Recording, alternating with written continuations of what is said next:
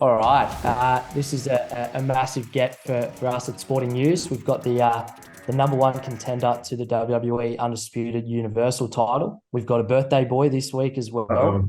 The man, Uh-oh. Megastar, LA Knight. How are you, mate? Here we are, Liam. It's me and you. What are we talking about here today? I think we're talking Crown Jewel. It's obviously a massive time for yourself. It's a massive time for the company. It's undoubtedly the biggest match of your career. We're even How giving you gifts excited? over here. I mean, Oh, you're a popular man on that side of the world, I believe. What are your just on this side. expectations? I mean, have you been around, Liam? Just on this side of the world, really? I mean, No, it's last time WWE were over there, they were chanting your name. You weren't even there. I wasn't even on the show, right? That was wild. You weren't even on the show, and now here you are. Hmm. 5, 6 months later, head to head with Roman Reigns. How are you feeling? What are your expectations? Roman's obviously a guy that doesn't wrestle very often. So, what are you expecting? Getting in there the ring with him this weekend. Well, he's definitely clearly, as you mentioned, more rested than I am because we've been running hard here the last couple of weeks, and I'm feeling good. I'm feeling confident. We're going into a big time weekend as far as Crown Jewel is concerned. As far as I'm looking to do, I'm looking to take the Crown Jewel of the WWE, which is the WWE Championship. So when you talk about that and you talk about a big match, big fight feel, it doesn't get any bigger than this.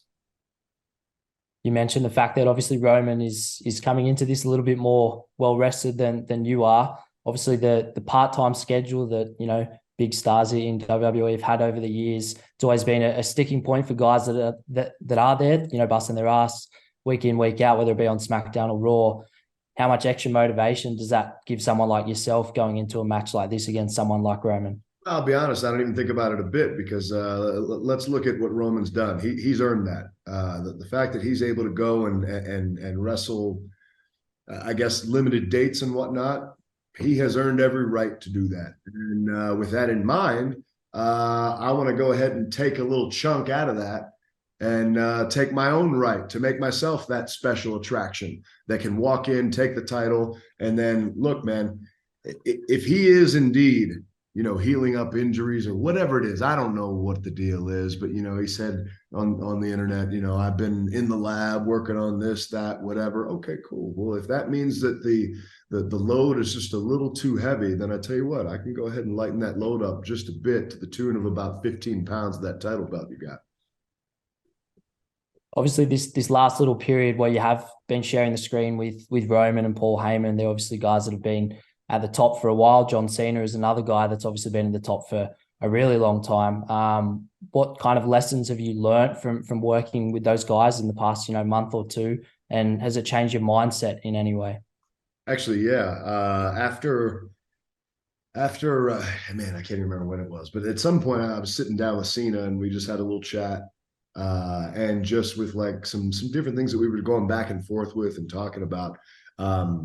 Very common sense stuff as far as what we do in this business and what we do in the ring, but at the same time, sometimes the most common sense stuff that's right under your nose kind of eludes you for one reason or another. And but having the conversation, I don't want to get into the details, kind of just shone a light on some things to where I'm like, oh, okay, I feel like this is opening up a whole new part of my game at this point. And so I don't know that it's anything that people will notice outright, but I notice it. And I think that even if you don't notice it outright, I think it'll be something underneath the surface where there's just little bits of differences where it's like, oh, okay, there's this. But again, sparing the details, yeah, there have been some things that I've come away with in this time. Because you never stop learning when you're doing Obviously, it. It doesn't matter how long I've been doing this, you never stop learning. 2023 has obviously been a career year for yourself in terms of crowd support. There was obviously Year of a bit LA. of a there was obviously a bit of a groundswell that it feels like it's been going on for longer than, probably. I guess if you look at how long it took you to get into this position compared to the crowd support, probably took a little bit too long for a lot of people's opinions. I know I was there WrestleMania weekend, and that was in April, early April, and now it's early November, and you're only just getting this big opportunity now. Did you ever expect to get this kind of, crowd reaction? And was there a real moment that stood out to you and made you realize that, your career had really taken off? Um, I mean, there are different moments that kind of stick out to me and whatnot, but there's no real like one certain moment necessarily. I mean, I can remember there was one night where it was the first time I heard that reaction to where I was just like, oh, okay, well, that's different. But I kind of chalked that up to, well, I grew up an hour away from here, so maybe that's why. But then it continued on to the next week and then the next week, and it just continued to get bigger and bigger. And I guess maybe you could say that like by the time we got to Money in the Bank, which was, because that first reaction I'm talking about was in beginning of March. Money in the Bank was the end of June. So you're talking a good 4+ month stretch. So I think by the time though that I got to Money in the Bank, that's when I was like, okay, things are different. Things are really working. Things are changing, and it's at a feverish pitch. So at this point, it's kind of just continuing to ride that lightning and keep everything moving. I guess WWE fans that maybe only watch Raw and SmackDown, or casual fans of pro wrestling, for lack of a better term, probably don't know your background, the roads that you've traveled, over the past 20 years or so. You've obviously had a long career, and you've probably faced a lot of setbacks and adversity that people might not know about. How have you learned to, I guess, deal with that adversity or setbacks, and has it become easier over time, even if there were times you might have doubted yourself? Has it become easier the more setbacks you have faced? Right, part of the business. You're going to face setbacks. This business is she's a fickle mistress. You can love her, and a lot of times she doesn't love you back. And with that in mind, you kind of just keep doing your thing, keep pushing on, keep pressing on. I'll tell you, summer of 2020, I was pretty sure my career was just over. Like at that point, everything had shut down. I was on the outside. I was like, there's no way.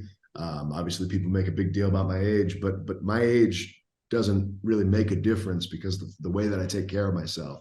I haven't had any serious injuries in my entire long career. Knock on wood, because I'm going to keep it that way.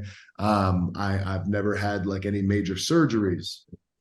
Knock again. And I think that because of that, I've kept myself a pretty damn young version of my age. Because I think most of the guys who are my age and even a few years younger are in a little bit rougher shape than I am.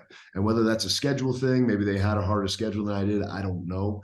Or maybe it's just the style. I don't wrestle a crazy, risky style. Occasionally, I'll take a big risk here and there, but for the most part, I kind of work smart. I want to make my stuff effective more than flashy, if you know what I mean. So as far as that's concerned, yeah, I mean, there's always going to be setbacks. There's always going to be things like that, and you got to just keep trusting in yourself, trusting. Some people say trust in the process, but what is the process? This is such a strange business. You don't know what the process is. So a lot of times just trusting in yourself to know, hey man, I got something. Let's keep moving. Just the last one as we wrap up. Obviously, you're in Saudi right now. You've been to the UK for Money in the Bank. Next year, you guys are going to have a show in Germany. But for us here in Australia, next February, Elimination Chamber, first major show here in 5 years. How excited are you to come to Australia and perform in front of a sold out crowd? Because us Aussies, we like to turn up. Oh, I know that.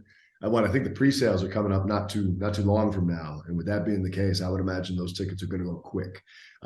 So yeah, I mean, when you talk about coming there in a sold out arena, Elimination Chamber, and with the way things have been happening, who knows where I show up in that card? I might be in that Elimination Chamber. You never know. But as you can see me kind of rolling around while you're asking the question, just stiffness and things like that, because there's all that travel. Man, how long is that flight over there? It's going to be a long one, but it's all worth it by the time you get there and you get in that place and the building is full, and now you get to go in and do your thing. Well, LA Knight, looking forward to seeing you do your thing this week against Roman Reigns. I'm sure a lot of people across the globe do the damn thing. You have a new WWE champ. Let's hope so, mate. Pleasure speaking to you, and all the best, mate. I'm really looking forward to this match this weekend. Appreciate you, Liam. Thank you.